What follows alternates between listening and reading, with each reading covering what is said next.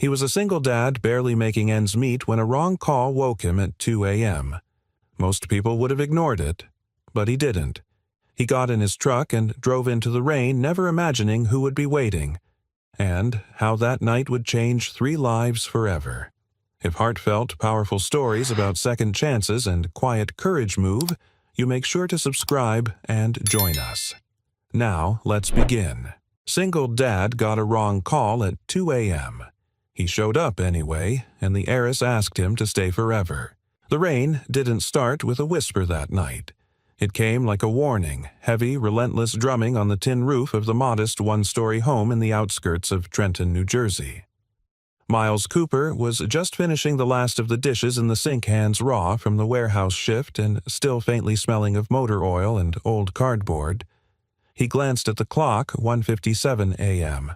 He should have been asleep hours ago, but Eli, his son, had woken from another nightmare. It took a warm blanket, a reheated grilled cheese, and a 20-minute loop of ocean waves to calm him back to sleep. Now the house was quiet again except for the storm.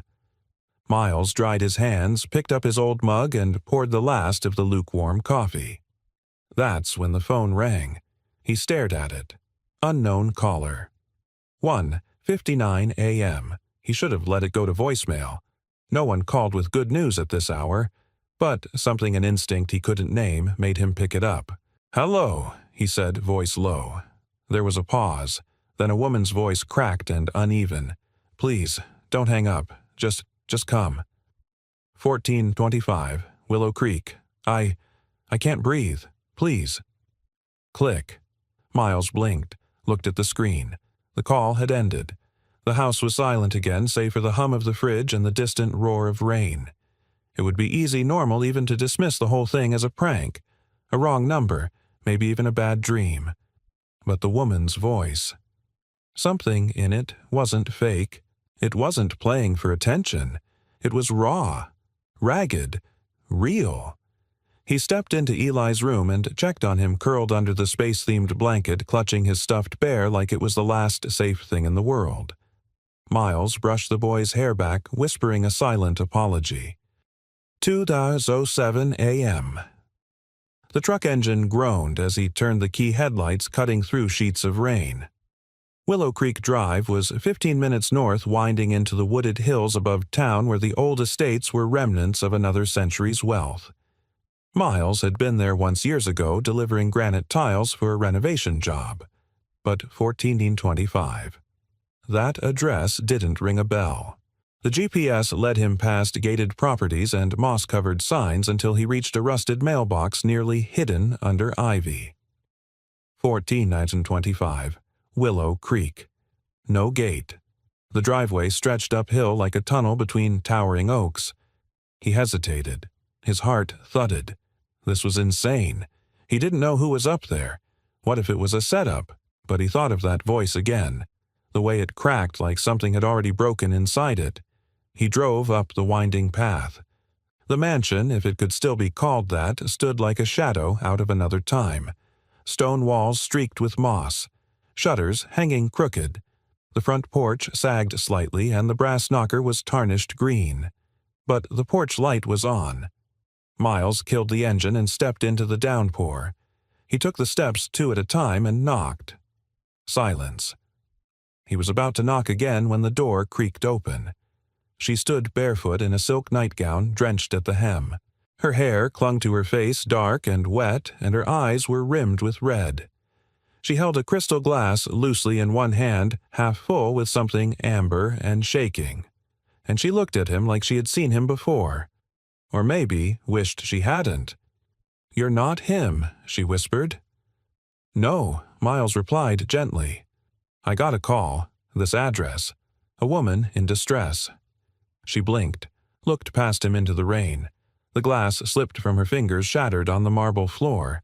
I called my therapist," she said, voice paper thin. "I must have hit the wrong number." Her knees buckled. Miles caught her before she hit the floor, arms instinctively wrapping around her trembling frame. He guided her inside, past the broken glass into the grand but faded living room. An ornate fireplace sat cold and lifeless beneath a crumbling portrait. He eased her onto the tufted couch, fetched a blanket from the nearby chair, and draped it around her shoulders. "Do you want me to call someone?" he asked. She shook her head. There's no one left to call. She wasn't drunk, not really. Grief had a way of making people look like they'd been drinking. Her eyes were too lucid, too tired. "Do you have a name?" she asked after a long pause. "Miles Cooper. And you just came." Her voice trembled. Didn't feel right not to. She looked at him again. Really looked, and something in her gaze shifted, like a cracked mirror catching a sliver of sunrise.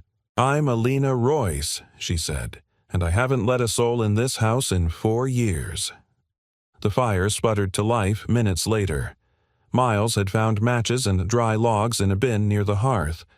As the warmth filled the room, the rain softened outside like it too had said what it needed to say. Alina sipped warm tea, now silent eyes fixed on the fire. "Why did you stay?" she asked without looking at him. Miles thought for a moment. "Because someone called me like they didn't want to be alone, and I know what that feels like." A long silence stretched between them, comfortable this time.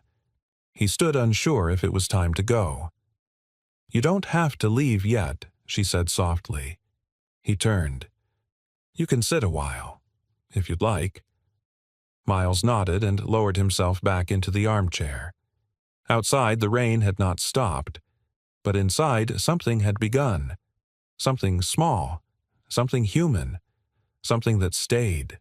Morning arrived hesitantly, pushing aside the last hush of the storm. The mansion at 1425 Willow Creek looked less haunted in daylight, but no less lonely. A pale sun filtered through sheer curtains, casting fragile light across worn wooden floors and chandeliers that hadn't sparkled in years. Miles woke slowly, unsure for a moment where he was. The armchair beneath him had molded to his shape, and the smell of ash and old tea clung to the room. Across from him, Alina Royce still sat on the velvet couch, asleep, but upright, her blanket slipping from one shoulder like a forgotten promise. He checked his phone. 6:52 a.m. A few missed messages from his neighbor Mrs. Henley, who watched Eli when emergencies arose. He texted her back quickly, "All okay, we'll be home soon." As he slipped his boots back on, Alina stirred. "You stayed," she murmured, blinking into the half-light. Miles nodded. Didn't seem right to leave. She looked down at her lap. "I should be embarrassed. I must have fallen asleep mid-sentence. No need to apologize. You were tired." Alina pulled the blanket tighter around her and stared at the fire's dying embers. "I'm not used to people staying." Miles hesitated. "Do you want me to go?" She opened her mouth, then paused. "No," she said finally. "Not yet." They moved to the kitchen, once grand but now dusty with disuse. Miles found a French press in the back of a cabinet and some dark roast beans still sealed. The coffee was surprisingly good. Alina leaned against the marble island, cradling her cup with both hands as if to warm more than just her fingers. "You ever been here before?" she asked. Miles nodded. "Once. Years ago. I delivered stone tiles for a sunroom. Didn't know it was this house." Alina smiled faintly. "It was my mother's obsession. The garden conservatory. She believed beauty could fix anything." Could it? Alina was quiet for a long beat. Not the kind she meant. There was something delicate about her, like a snowflake caught between melting and freezing again. But beneath it was steel, Miles sensed. A woman who had known loss, not just sorrow. She didn't wear her grief like a wound. She wore it like armor. "Can I ask?" "What happened?" he said gently. Alina traced her finger along the rim of the mug. "It was a flight to Aspen. My parents, my younger brother, they'd gone ahead. I was supposed to follow the next day." She looked up, her voice thinning. "The weather turned. Their plane went down over Wyoming. Private charter. No survivors." Miles lowered his gaze. "I'm sorry." "Don't be. Everyone was. For a while. Then the cards stopped, the calls, and people moved on like they always do. I didn't. You stayed here, I disappeared here, she corrected. I had money but no reason to spend it, a name but no need to say it. So I stopped. She sipped her coffee. Until last night. Until I panicked. Miles leaned forward. You didn't panic. You reached out. That's different. Alina tilted her head considering that. Maybe she said, but I still called the wrong number. He offered a half smile. Or maybe the right one, just not the one you intended. A flicker of something passed through her eyes, relief perhaps, or doubt softening for the first time in years. Mid-morning, Alina offered a short tour of the house. The vast corridors echoed under their steps. Faded family portraits lined the walls, smiling elegant people forever frozen in time. One painting stopped Miles in his tracks. A young boy about 10 stood next to a dog that looked half wolf. The boy had mischievous eyes and a face eerily like Alina's. Your brother? She nodded. Charlie. He was the only one who knew how to make me laugh until I snorted. Miles chuckled. That's a rare skill. They reached the conservatory glass walls and roof, now streaked with grime, but sunlight still streamed in like a memory. Ferns and forgotten vines clung to the stone. It was beautiful in a wild, unkempt way.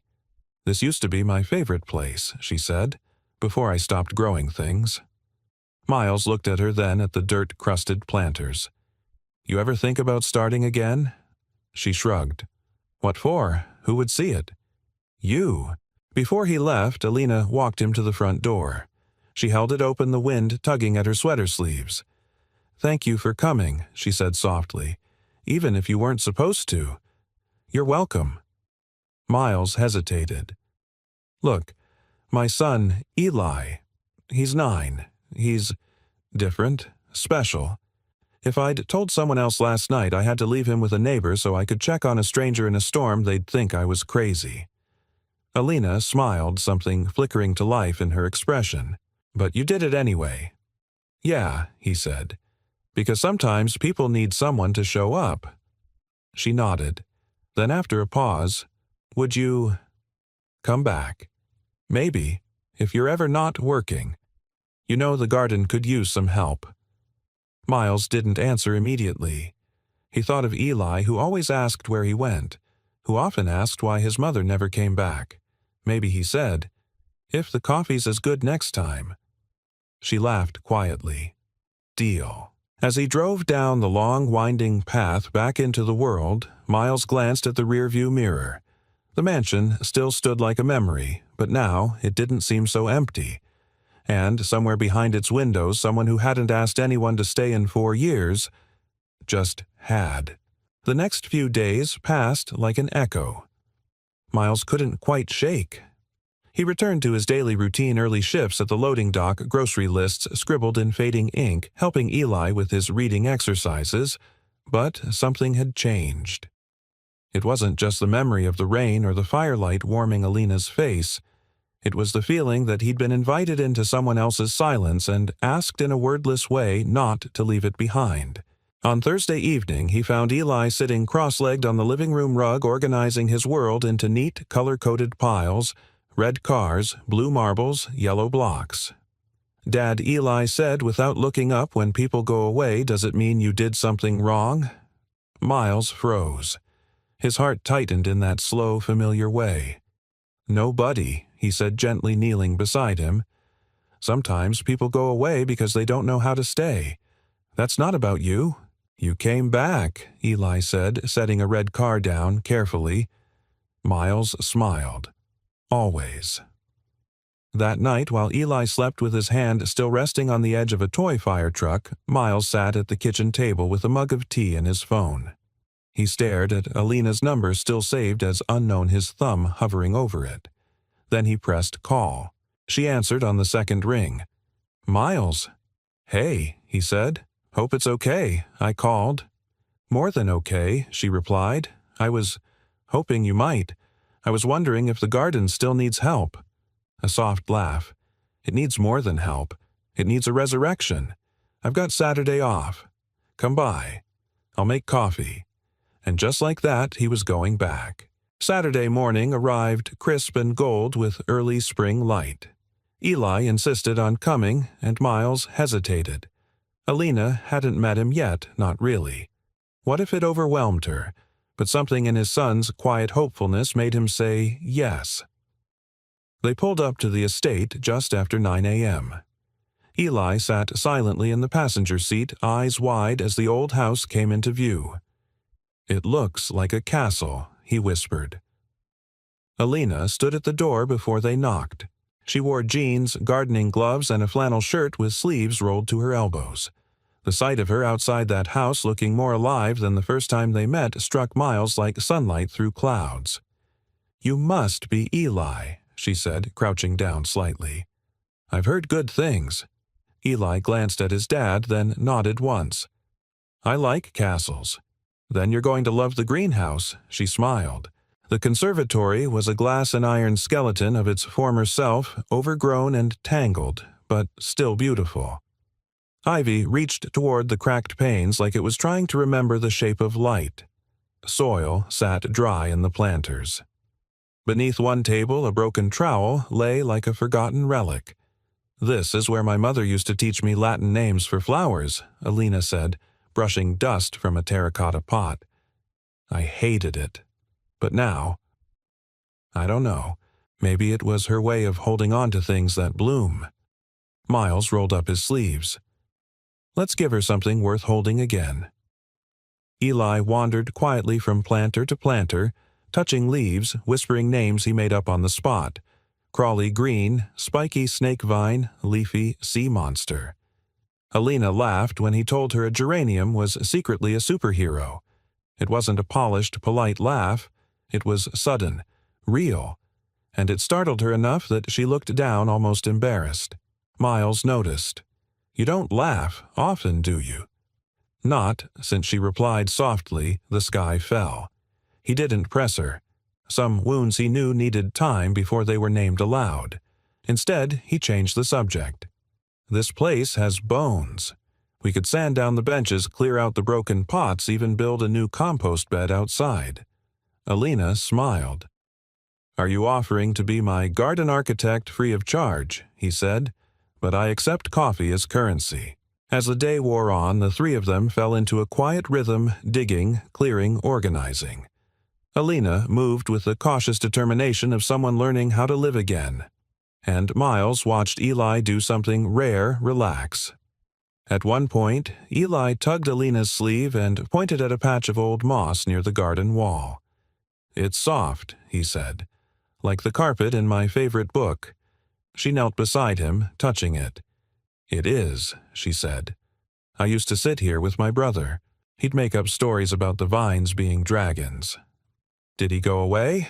Too, Alina swallowed. "He did, but he still visits. In here." She touched her heart gently. Eli mirrored her motion, then looked up at Miles. "Can I come again next time Miles met Alina's eyes?" She gave a small nod. "Yeah, buddy," Miles said. "I think we'll be back." Later, while Eli played in the yard, Alina and Miles sat on the back steps sipping coffee from mismatched mugs. "He's remarkable," she said. "Quiet, but present. He sees things I miss. He's always been like that," Miles said. "Sensitive, aware. The world's loud for him, but he listens anyway." She nodded. "I forgot what that feels like. Being heard." Miles looked at her, not speaking, and in the space between them something began to root. Not romance, not yet, but something more essential. Recognition. A shared quiet. A steadying. "You know," she said, "I thought when my family died, I died with them. I let the silence become my entire world." And now he asked. Alina stared out at the greenhouse where Eli was pretending to command vines with a stick like a wizard. Now the silence has company. As they drove away that evening, Eli looked out the window and said, "She's not sad like before." "No," Miles said, glancing in the mirror at the woman standing on the porch waving softly. "She's starting to grow again, and as the sun dipped behind the trees, the road ahead no longer looked so long. It looked like it might be leading somewhere worth going. The first week of April crept in with unseasonal warmth, melting what was left of the frost and bringing with it the scent of damp earth and lilacs barely blooming. Miles and Eli returned to Willow Creek every other day after school and worked spending late afternoons in the greenhouse, slowly taming the wilderness. Alina seemed different with each visit. Still reserved, yes, but the stillness inside her had changed shape. It no longer felt like absence. It felt like someone remembering how to live. Eli called her Miss Alina and had decided she was officially keeper of plant names. She accepted the title with mock seriousness, jotting down his invented species in a little leather notebook. Miles watched them from the side, sometimes wiping sweat from his brow with a worn hand towel, struck by how easy the laughter came now. How natural the three of them looked in the sunlight. It was one of those late afternoons after Eli had gone off chasing a dragonfly with a stick when Alina cleared her throat. "I want to make you an offer," she said. Miles looked up from the pile of broken terracotta he was sorting. "Oh, don't worry," she smiled. "Not marriage." "Yet?" He chuckled. "That's a relief." I left my tux at the laundromat. But when she didn't laugh in return, just stared down at her gloved hands, he knew she was serious. "You're spending hours here working, fixing things, making this place breathe again. And I have all this space. Rooms collecting dust. I was thinking, what if you and Eli moved into the guest house just for a while?" The words landed in him like a stone in still water, quiet at first, then rippling outward. "Alina." He started, but she held up a hand. "Not charity, not pity. I'm not trying to save you. This house has been a tomb for too long.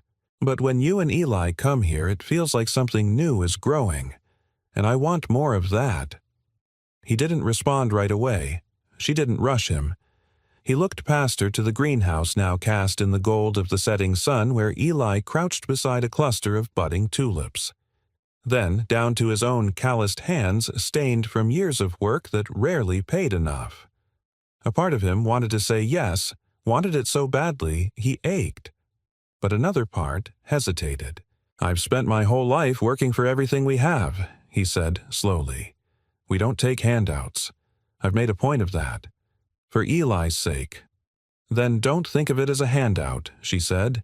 "Think of it as a partnership." He raised a brow. "The house needs restoring," she continued. "The grounds are a mess. I can't manage it alone. I'm willing to hire someone. But I'd rather it be someone who already knows the soul of this place. And you bring more than just labor. You bring intention." Miles blinked. "That's one hell of a job title." Alina finally let out a soft laugh. "Then consider it a residence with purpose." That night, long after Eli had fallen asleep in his bed surrounded by plastic dinosaurs and art projects, Miles sat alone on their sagging sofa trying to think straight. What was he so afraid of? The offer was genuine. Alina wasn't the type to manipulate or guilt anyone. And truthfully, their current apartment was falling apart, leaky pipes, spotty heat, and the constant drone of traffic through thin windows. Eli hated it, especially the unpredictability of loud noises at night. But they'd survived worse. Still, what would it mean to live there? In her space? Would they be guests? Workers? Something more complicated? He thought of Eli that afternoon running barefoot through the grass completely at ease. He thought of Alina not as the heiress or the recluse, but as a woman still quietly rebuilding herself who had looked him in the eye and asked him to stay. The next morning he packed up a box of Eli's books and some basic tools and drove back up the winding path to Willow Creek. Alina was on the porch when he pulled in reading with her feet tucked beneath her on a bench wrapped in a light shawl. He held up the box as he stepped out of the truck. "I assume this means yes," she said, standing. "It means we'll give it a try," he replied. "On 2 conditions. Go on." "1, I want to help with utilities and maintenance. Not just labor. Shared responsibility. Fair." "And 2, he said, grinning, Eli gets his own garden bed. Alina laughed. Non-negotiable. They settled into the guest house that weekend. It was smaller than the main estate, but charming stone walls, ivy climbing up the chimney, and a kitchen that smelled faintly of rosemary. Miles worked on minor repairs during the day, and Eli started painting a mural on the garden wall with Alina's encouragement, a messy, brilliant swirl of trees, animals, and stars.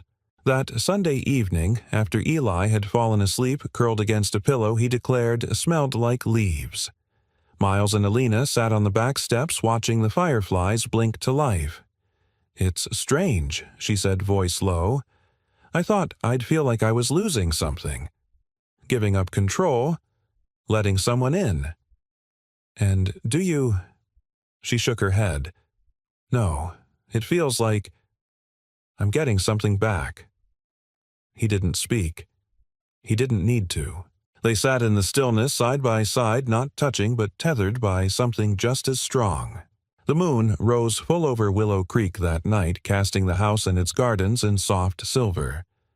And for the first time in years, every window glowed with light. By the second week of April, the estate was breathing again. Not just metaphorically real breath. The kind that rose from tilled soil, drifted through open windows, and clung to skin like pollen. Birds had returned to the oak branches, and even the old house seemed to creak a little less under its own weight. In the early mornings, Miles would wake to Eli's excited footsteps bounding down the stairs of the guest house, eager to check on the seeds he and Alina had planted. Sunflowers, tomatoes, something they called dragon peppers, though Alina insisted they were bell peppers. She let him believe otherwise. That Tuesday morning, Alina waited in the conservatory with 2 cups of coffee and a clipboard. "Good morning, resident groundskeeper," she said as Miles stepped in, wiping his hands on a rag. "Resident, I'll accept. Groundskeeper jury's still out." She handed him one of the mugs and tapped the clipboard. "I made a list. Don't judge me." He glanced at the paper.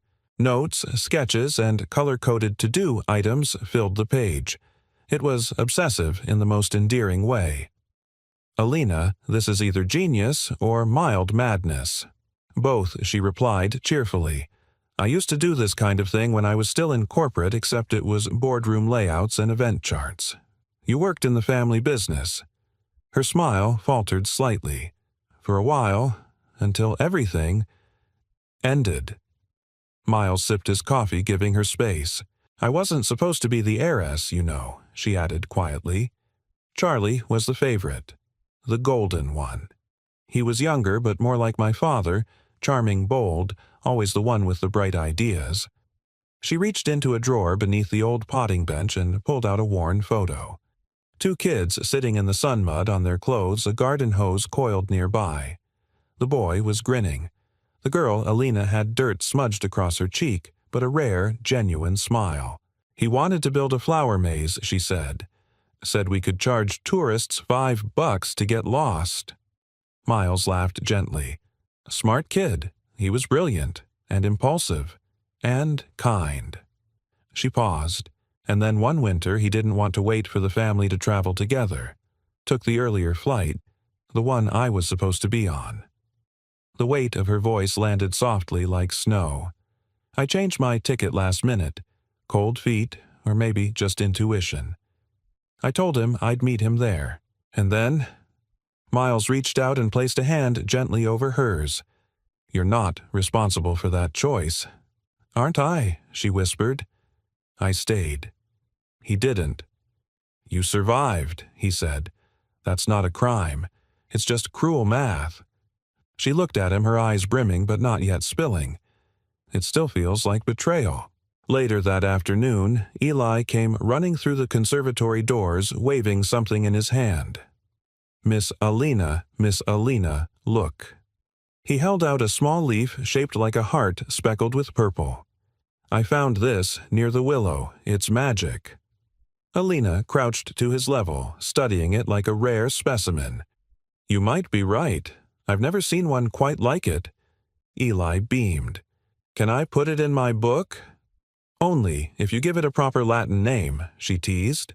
"Hardicus purplina." Miles chuckled from across the room. That's got scientific journal written all over it. As the two of them cataloged the new discovery, Miles stepped outside and wandered toward the west side of the house, an area he hadn't explored much yet. Ivy tangled thick here, and a path of broken stones led to a smaller enclosed garden surrounded by rusting wrought iron fencing. Curious, he nudged the gate open. It creaked in protest. Inside was a quiet alcove, circular and intimate. Overgrown roses sprawled across trellises. A cracked marble bench sat beneath an arch of flowering dogwood, and in the center a small stone pedestal. Atop it, a plaque, tarnished but legible. To Charles Royce, who made everything grow. Miles exhaled slowly. A memory garden. He didn't touch anything. He didn't need to. The air carried something sacred, grief, yes, but also celebration. A place built by love, not obligation. He returned to the house without telling Alina where he'd been. Not yet. That evening, after dinner, they sat outside under strings of old fairy lights Alina had found in a drawer and insisted on reusing. The bulbs flickered gently, casting a soft glow over the deck.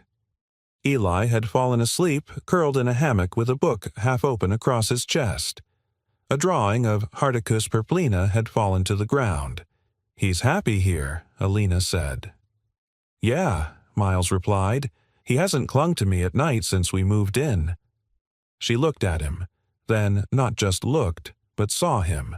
A man with lines at the corners of his eyes and sun on his neck. A man who'd carried his son through fire and kept walking. "You're a good father. Some days I feel like I'm barely holding it together. Maybe that's what being a good parent means. Holding it anyway." The silence that followed wasn't awkward. It was full. Alive. Like soil that's just been turned. "Thank you," she said softly. "For what? For not asking me to be someone else. For not fixing me." Miles smiled, quiet and warm. "You're not broken. Just growing back." They sat like that until the stars bled into the sky and the night folded over them like a gentle quilt. And from inside the house, unseen but steady light spilled onto the porch, the kind of light that could only come from people staying, from people belonging. The day the storm returned wasn't marked by thunder or flash. It arrived quietly, an unease in the air, the kind that makes animals restless and people pause mid-sentence without knowing why. The morning had been soft and uneventful. Eli spent an hour in the conservatory with Alina painting ladybugs on rocks and lining them up along the windowsill. Miles had fixed the hinges on the back gate and started building a new trellis with reclaimed wood from the barn. But by late afternoon the sky had dimmed. Not in a dramatic cinematic way, just a slow dimming of color as if someone were turning the saturation down on the whole world. Alina stood in the greenhouse doorway, arms crossed, watching the sky, the way someone watches a familiar wound about to open again. Miles approached, wiping his hands on a rag. "You okay?" She didn't answer at first. "Do you ever feel it?" she asked. "Like something inside you knows it's going to unravel again." He studied her carefully. "Sometimes." "Yeah." She forced a small smile, but it didn't reach her eyes. "I'm going to make tea." Inside, Eli sat at the kitchen table drawing a new flower he had invented. He looked up when Alina entered and immediately sensed the shift. "Is it going to thunder, I think?" So she said, trying to sound light. "Will it be loud?" Alina hesitated, then crouched beside him. "It might be, but we're safe here." He nodded slowly, tracing a line on his page but not finishing it. From across the room, Miles watched. Something in Alina's posture had changed. Rigid, guarded, like someone preparing for impact. The rain came around 6. First a drizzle, then a downpour. Eli tried to stay calm, but the sound of water pounding the roof, thick, relentless, unfamiliar, started to unnerve him. He paced the guest house, his hands flapping slightly, eyes darting to every creak. "It's not like at home," he whispered. "It's louder. I don't like it." Miles crouched in front of him, grounding him with both hands on his shoulders. I know. But we're okay. It's just water. It's like the roof is getting a back massage. That earned a small smile. A breath. Miles exhaled. Do you want to go to the main house? Maybe it'll be quieter. Eli nodded. They ran through the raincoats over their heads and arrived soaked at Alina's door. She opened it with a strange look, part worry, part something else. Storm's getting worse, Miles said, shaking off his coat. I know, she said quietly. Eli made his way to the living room, curled up under the thick throw on the couch. Alina sat beside him, stroking his hair with a hand that trembled just enough for Miles to notice. He didn't say anything. He went into the kitchen to warm milk, added a hint of honey, and brought it to her. She took it with a nod of thanks. Then it happened. A sudden crack closed jarring. Lightning followed by a sharp clap of thunder. Eli cried out instinctively, burying his face into the couch. Alina froze. Miles moved toward his son, kneeling beside him. You're okay, bud. I'm here. I wanted to stop. Eli whispered, tears threatening to spill. Alina stood, rooted eyes locked on the window, breath shallowing. Her lips moved as if she were counting, but it wasn't working. Her hand clutched the edge of the table, knuckles white. Alina, Miles asked gently. She didn't respond. Instead, she turned and walked quickly toward the hallway. He waited until Eli had settled again, head resting on a pillow, eyes closed but not asleep. Then he followed her. He found her in the darkened study, back pressed against the bookcase, chest rising and falling too fast. She didn't see him at first. Breathe with me, he said softly, stepping in front of her. In and out. She shook her head, tears spilling down now. I thought I was okay. I really thought you are okay, he said firmly. But it's a storm, and storms wake up things we bury. She sank to the floor, shoulders trembling. I should have been on that plane. If I had, maybe they stop. His voice wasn't loud, but it was steady. Don't go back there. You didn't get on that plane. That was not your fault. Then why does it still feel like I broke everything by surviving? Miles knelt beside her, voice quiet but unwavering. Because grief lies. It tells you that your survival cost something it didn't. You didn't take anything from anyone. You lost, too. She wiped her face, shaking her head. I was supposed to take care of Charlie. I promised my mom. You were a sister, not a shield. Silence stretched between them, heavy but necessary.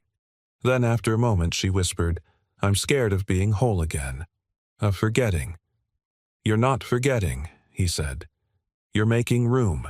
Later, when the storm had passed and the wind softened into rustling leaves, Miles returned to the living room. Eli was asleep, peaceful now, curled like a question finally answered. Alina stood nearby, watching him. He trusted me, she said, even when I froze. He didn't run. He knows you care. That's what he sees. She nodded. Then, without thinking, she reached out and touched Miles's arm lightly, like checking if he was really there. Thank you, she said. For what? Staying. The next morning, the air smelled clean, reborn. The garden shimmered with dew. In the silence that followed the storm, 3 people woke in a house that had finally let the past echo and then let it go. And somewhere quietly, something deeper than comfort had taken root. Not just healing, but trust. The sun returned 2 days after the storm, golden and gentle as if apologizing for what had passed. The earth soaked it up greedily. So did the people at Willow Creek. But something in the air had shifted. Miles noticed it first. Alina was quieter than usual. Still kind, still present, but distant in a way she hadn't been since the beginning. She moved through the house like someone rehearsing the role of themselves, smiling at the right moment, saying all the right things, but something was missing beneath it all. He didn't push her. He'd learned not to chase people into their silences. But Eli noticed, too. On Saturday morning, as they sat on the porch steps, Eli clutched his sketch pad and stared off toward the greenhouse. "Miss Alina doesn't laugh anymore," he said softly. "She'll laugh again," Miles replied, brushing a leaf off his son's shoulder.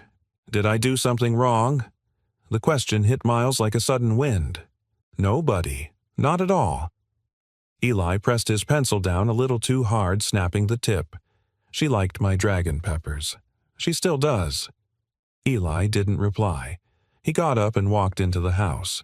Later that afternoon, Miles found a note on the kitchen counter. In Eli's handwriting, crooked, careful, full of emotion, he didn't yet know how to say. "Dear Miss Alina, I don't know if you're sad because of the storm or because I'm not funny anymore, but I think you're brave. And I like your flowers. If you want, you can borrow my red crayon. It helps when I feel mad or gray. Love, Eli." He read it twice, heart tight in his chest. Then he folded it carefully and tucked it into a small brown envelope. That evening, when the estate was quiet and the sun had melted into orange, Miles made his way to the main house alone. He found Alina in the study, her back to him, flipping through a leather-bound photo album she'd left untouched for years. "I wanted to give you this," he said, holding out the envelope. She took it with both hands, fingers trembling just slightly. Her eyes moved across the page. She didn't cry. She smiled. And something cracked, not broken, but softened. "He's remarkable," she whispered. "He sees people, even when they're trying not to be seen." Alina held the letter to her chest, then looked up at Miles. "I thought I was ready," she said. "After the storm, I thought something inside had shifted for good. But it's harder than I expected to stay open when you've lived closed for so long. You don't owe anyone a perfect version of yourself," Miles said. "But I want to be better. For Eli. For you." He stepped closer. "You are better. You're just not finished yet." She looked down at the envelope again. "He offered me his red crayon," she murmured, laughing softly. "That's love, isn't it?" "That's Eli," Miles said. "And yeah, that's love." The next day, Alina returned the crayon in person. She walked down to the garden where Eli sat on his small wooden stool, sketching what appeared to be a cross between a tomato plant and a rocket ship. "Hi," she said. Eli looked up surprised, but not afraid. "I got your letter," she said, kneeling beside him. "Are you still sad?" "Sometimes," she admitted. "But I'm trying to be brave like you." He studied her for a moment, then offered the crayon again. "Keep it longer this time," he said. "Red is strong." Alina smiled. "Thank you." "I made you something too," Eli said, rummaging in his bag. He pulled out a small laminated card drawn in marker.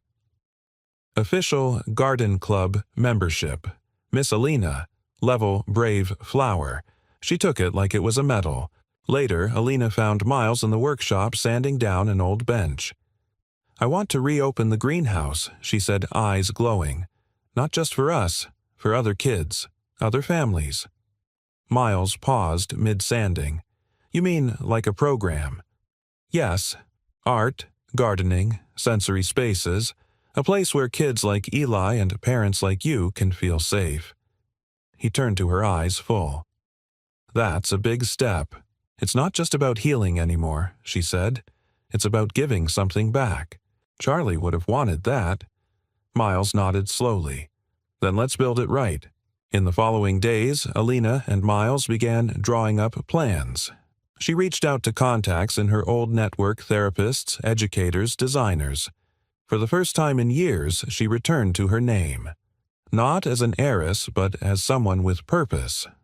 Alina Royce, Director. Willow Creek Center for Growing Things. The website domain was bought, blueprints were drawn, meetings were scheduled, and still every morning she returned to the garden first. To the boy who offered crayons instead of answers, to the man who showed up when no one else did, to the life she hadn't known she was still allowed to choose. One evening, after a long day of cleaning out an old wing of the estate, Miles walked into the conservatory and found something waiting on the potting bench. A small, red-painted flower pot. Inside it, a folded card. Miles 4 showing up. for staying, for making space for us to grow. You are now officially master of quiet courage. The Garden Club. Underneath it, drawn in bold strokes by Eli's hand, was a badge with stars and a wrench crossed with a flower. Miles laughed, then blinked hard, then placed the badge in his wallet like it was made of gold. That night, under a full moon, Willow Creek shimmered with more than dew. It shimmered with belonging, with hope, and with the unmistakable joy of someone who had returned not just to a house or a garden, but to herself. The reopening of Willow Creek had begun as a whisper, but quickly grew into a chorus. What had once been a quiet refuge was now humming with the sounds of revival tools clinking, plans unfolding, and laughter echoing through the once-abandoned hallways. Local therapists had toured the space. Teachers had expressed interest. Donations started trickling in after Alina quietly shared the vision online. For the first time in a long time, she wasn't hiding. But not all ghosts stay buried. It was a Wednesday morning when he showed up. Miles was loading soil into the new sensory garden bed out back, and Alina was inside preparing for a Zoom call with a children's wellness nonprofit. A sleek black BMW pulled up the gravel drive like it didn't belong, and knew it. The driver's door opened and Lucas Heiress stepped out. Tailored jacket, designer shoes, and that unmistakable air of someone who never questioned whether he belonged somewhere. Miles wiped his hands on a towel, standing slowly. He didn't know who the man was yet, but everything about him triggered a quiet alert in his bones. "Can I help you?" Miles asked evenly. Lucas barely glanced at him. "You're the one who moved in." "The gardener." "Something like that." Lucas turned toward the main house, already climbing the stairs. "I'm here for Alina." Miles didn't stop him, but he followed. Alina was just stepping out of the study when she saw him. She froze. "Lucas," she said, voice quiet, unreadable. He opened his arms like no time had passed. "Alina, God, you look." He stopped, studied her. Different. "What are you doing here? I heard you were building a charity project in your backyard," he said with a smile too white, too polished. "I had to see it for myself." Miles stayed behind near the hallway. Alina glanced at him briefly. Her shoulders squared. "It's not a charity.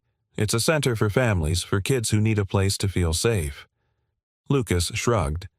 "It's just surprising. The Alina I knew didn't do dirt." Alina didn't flinch. "Maybe you didn't know me as well as you thought." Lucas stepped closer, voice dipping just enough to sound intimate. "You know, your name still means something, right? You could be anywhere. New York, Paris. Why bury yourself in this old mausoleum?" "Because this mausoleum saved me," she replied, "and it's going to save others." Miles didn't realize he'd moved closer until Alina's fingers brushed his. Lucas's eyes narrowed. "So this is your new project?" he asked, voice cold now.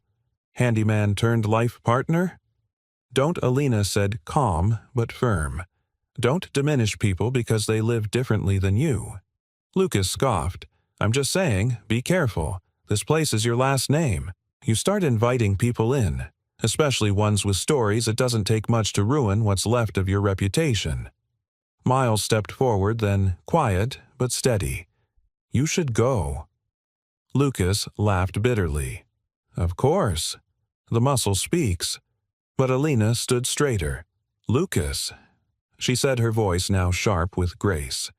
"I built a life with marble walls and quiet dinners and the right names on my arm. And I was miserable. So, no, I don't need protecting, and I don't need you." A pause. "But I do need people who stay when it storms." Lucas opened his mouth, then closed it again. For once, words failed him. After he left, Alina stood on the porch in silence. Miles joined her, not speaking. She exhaled slowly. "That man once asked me to marry him on the balcony of a yacht off Santorini. I'm guessing you said no." "I said yes." Miles turned. "Really?" "It lasted 6 weeks. My grief didn't match his image of me." "I can't picture you on a yacht." Alina smiled faintly. Neither can I anymore. They stood in the quiet, the wind rustling through budding vines. Then she looked at him. "Do you ever worry the past is going to knock everything down again, every day?" Miles said. "But I build anyway." That evening, Eli returned from school to find Alina sitting in the garden with an old box beside her. Inside were photographs, letters, and mementos, pieces of her past she hadn't touched in years. "I'm going to tell you a story," she said as Eli sat cross-legged beside her, "about someone I used to be, and why I'm not her anymore." She spoke carefully, choosing words Eli would understand but not watering down the truth. About love that looked perfect but felt cold. About people who only stayed when it was convenient. About realizing that real strength wasn't in shutting people out but in letting the right ones stay in. Eli listened closely, then reached into the box and pulled out a faded photo of Alina and Charlie. "He looks like you when you laugh," he said. Alina blinked hard. "He was my best friend." "He still is," Eli said simply. That night, Miles walked into the conservatory and found Alina standing barefoot among the flowers. The glass ceiling above glowed with stars. "You stood up for yourself today," he said. "I did. Proud of you." She turned. "I wasn't sure I had it in me." "Turns out," Miles said softly, "you have a lot more in you than anyone ever gave you credit for." Alina reached out then, not just emotionally, but physically, resting her hand gently over his chest. "Thank you," she whispered, "for showing me." And in that moment, under glass and stars and memories blooming again, it wasn't just about healing anymore. It was about becoming. Together. The morning sky was deceptively bright with a kind of stillness that usually came before trouble. Birds chirped more nervously than usual. The air felt heavy with something unsaid. Miles noticed it in Eli first. The boy had been quiet all morning, toying with his cereal without eating hands, fidgeting with the sleeve of his hoodie. Alina had greeted him warmly, even made his favorite apple cinnamon muffins, but Eli barely looked up. "Everything okay?" Champ Miles asked, crouching beside him. Eli gave a small shrug. "Just tired." But Miles knew that tone. It wasn't tired, it was worried. Later after breakfast, Alina found him in the garden sketching with his back to the house. She knelt beside him, brushing leaves off her jeans. "Are the dragon peppers behaving, I guess?" Eli mumbled. She tried to peek at his sketchbook, but he closed it. "I drew a monster," he muttered. "It lives in people's heads. Makes them leave." Her heart skipped. "Did someone say they're leaving?" "No," he said, voice small. "But that man with the car came. And grown-ups get weird when that happens. They forget things, like how to stay." Alina swallowed hard. "Eli, listen to me," she said, kneeling to meet his eyes. "When someone makes you feel like you don't belong, it's not about you.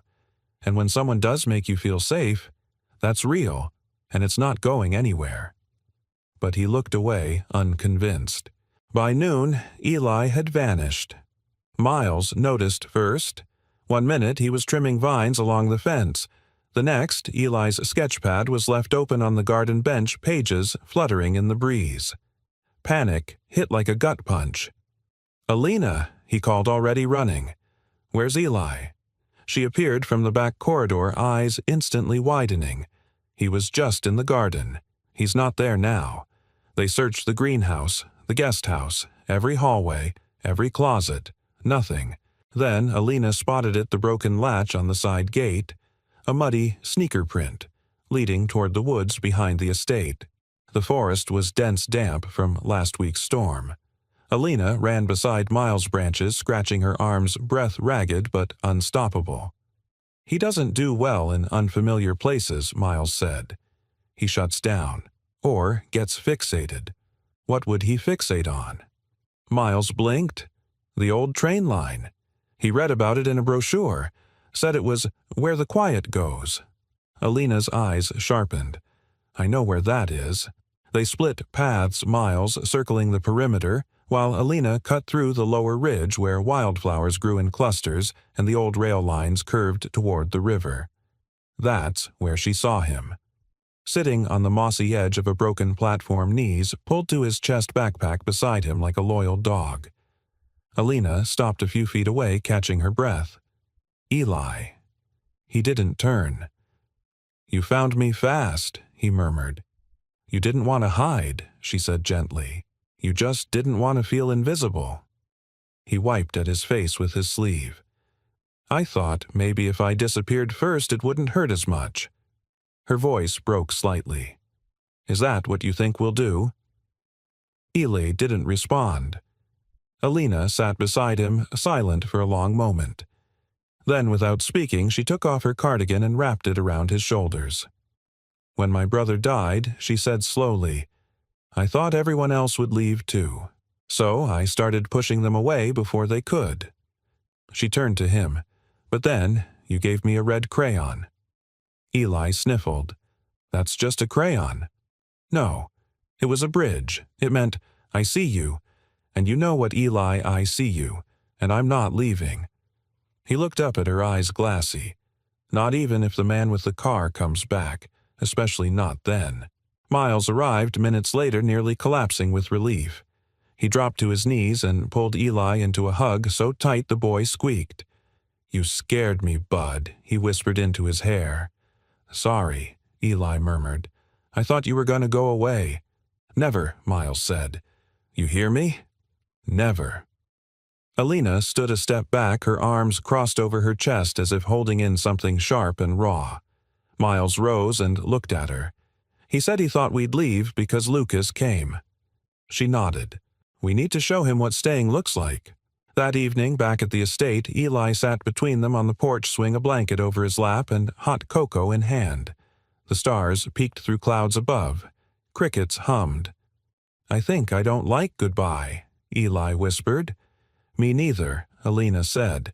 "So let's make a rule, no goodbyes here. Just see you tomorrows." Eli nodded. "Okay." Miles draped an arm around his son, then around Alina. For a moment they sat in the kind of silence that only comes when people finally feel safe. "You know," Miles said softly, "for a runaway you left behind a pretty clear trail." Eli grinned. "I meant to. I wanted you to find me." Later that night, long after Eli had fallen asleep, Alina stood at the edge of the garden alone. The moonlight illuminated the stones, the archway, the soil that had seen so much loss and now so much life. Miles stepped beside her. "You were amazing today." "No," she said. "I just followed my heart." "Exactly." She turned to him, eyes searching his face. "Do you think it's really possible to be whole again?" "No," he said, brushing a strand of hair from her cheek. "But I think it's possible to be real and loved. And that might be even better." And then, slowly, like the first unfurling of a bloom, long in winter, she leaned into him. No words, just presence. And the quiet, certain truth that this time, no one was going anywhere. 3 weeks after the runaway scare, Willow Creek had not only recovered, it had transformed. The broken parts had not vanished, but they had been woven into something stronger. Like the cracks in old stone filled with gold in Japanese kintsugi, the estate had become more beautiful because of its past, not in spite of it. The greenhouse sparkled again, not just with sunlight bouncing off freshly cleaned glass, but with life. Planters bloomed with wildflowers. Vines curled lovingly along new trellises, and along one entire wall, hand-painted tiles bore names of children who had visited the property. Eli, Hardicus, Maribel, Theo, and many others written in wobbly letters. Alina stood at the edge of the garden in a sundress clipboard and hand hair in a loose braid that she'd stopped pretending needed to be perfect. Around her, volunteers from the community moved in a practiced rhythm, hauling mulch painting benches, preparing for the big event tomorrow. The garden unveiling. "Do you know what today is?" she asked Miles, who was fixing the final slat on the new sensory wall. He looked up, wiping sweat from his brow.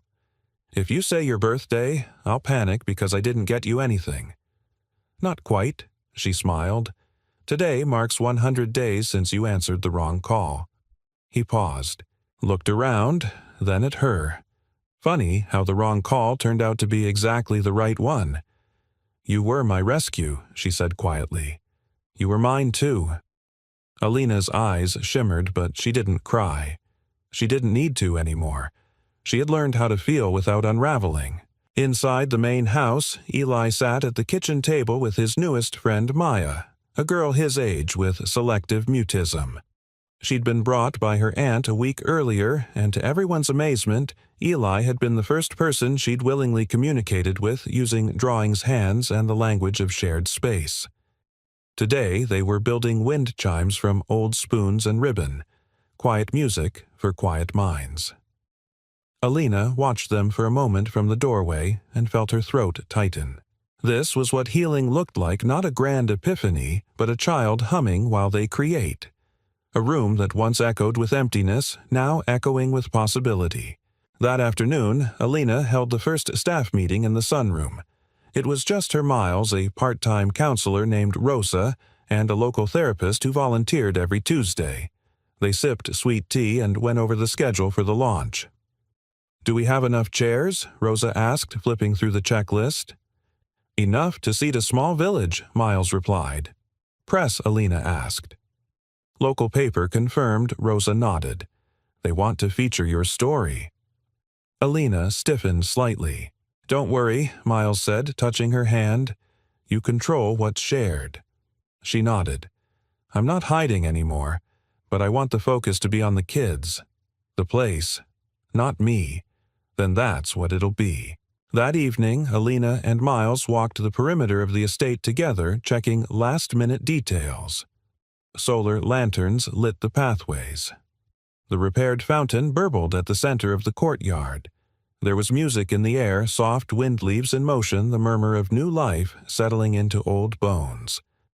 They paused at the memorial garden, now surrounded by benches and flowers in full bloom. A new plaque had been installed beside the one for Charlie. "This garden is for the ones who stayed, and the ones who found their way back." Alina ran her fingers across the words. "Charlie would have loved this." "I think he does," Miles said. She turned to him, emotion in her eyes. "You think we can really do this? Build something that lasts? You already are." "I never planned any of this," she whispered. "I was just trying to survive. Surviving is where most beautiful things begin," he said.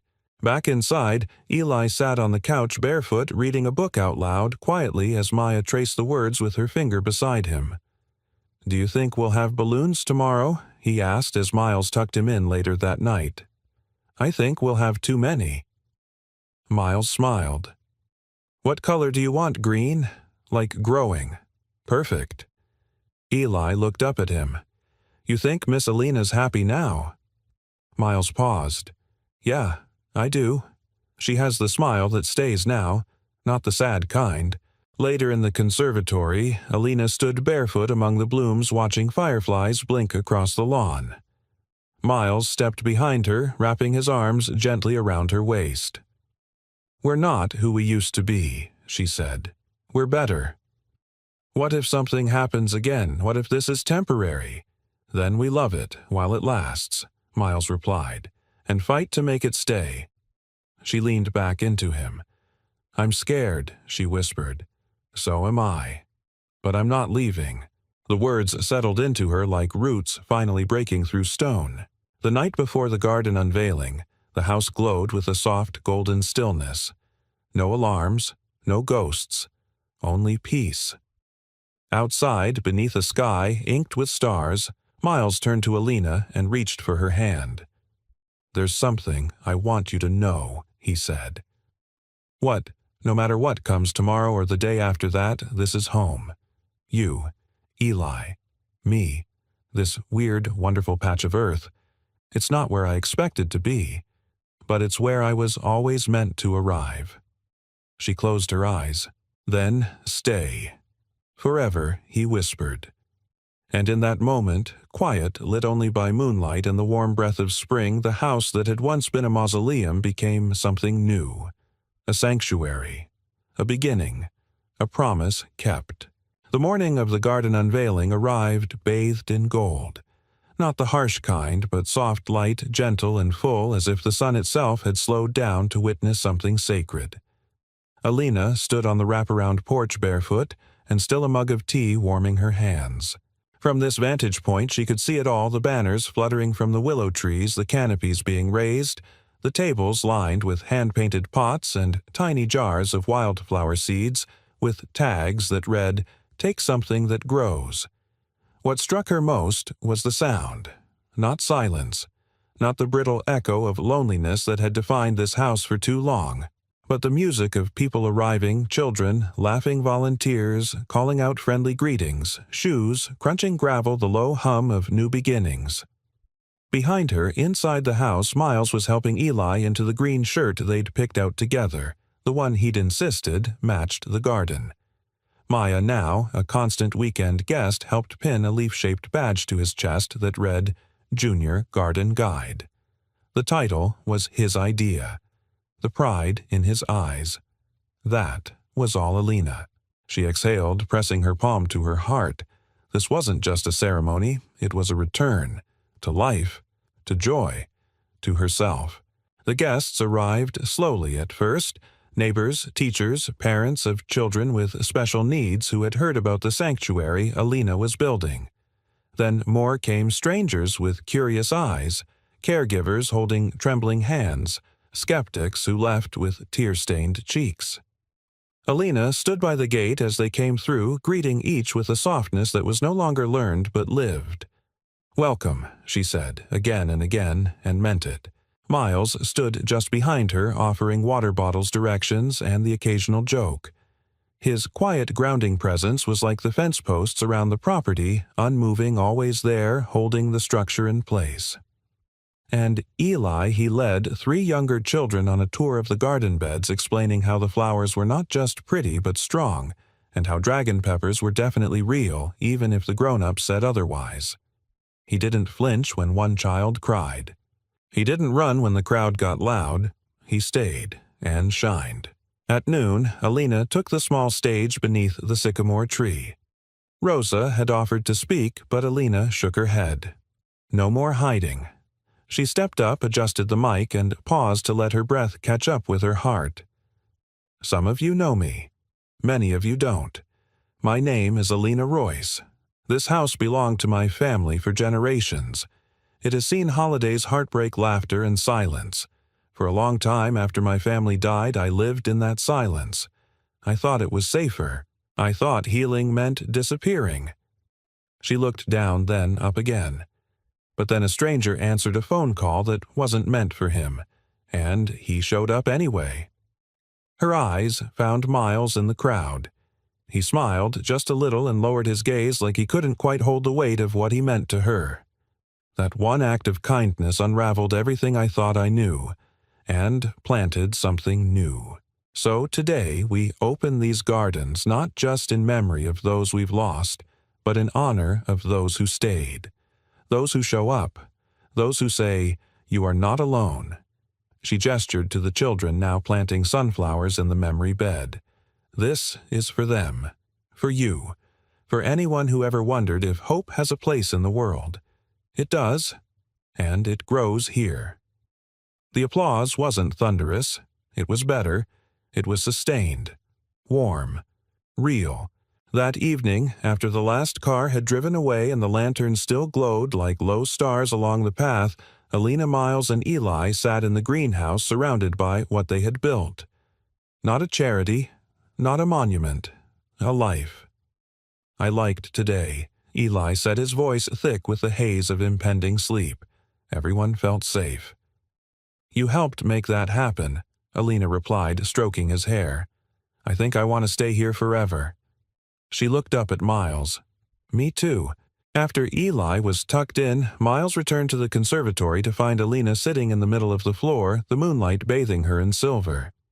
In her lap was a small box he hadn't seen before. "What's that?" he asked. "Charlie's thing," she said. "I hadn't opened it in years. Thought maybe I would tonight." She lifted a worn-out notebook and a tiny toy compass, the kind you'd find in a cereal box. a folded map of the backyard they once dreamed of turning into a pirate island, a photo of them in rain boots soaked and grinning. He used to say the best adventures begin in the mud. Miles sat beside her watching her eyes shimmer but not break. "I think he'd be proud," he said. "He would have loved Eli," she whispered. "Would have built him a dragon-shaped wheelbarrow." "There's still time." Miles smiled. She reached into the box one last time and pulled out a card. "Handmade. Crayon and construction paper. To Alina. You're the brave kind. The staying kind. Issy." She looked at it, then at Miles. "I want that to be us.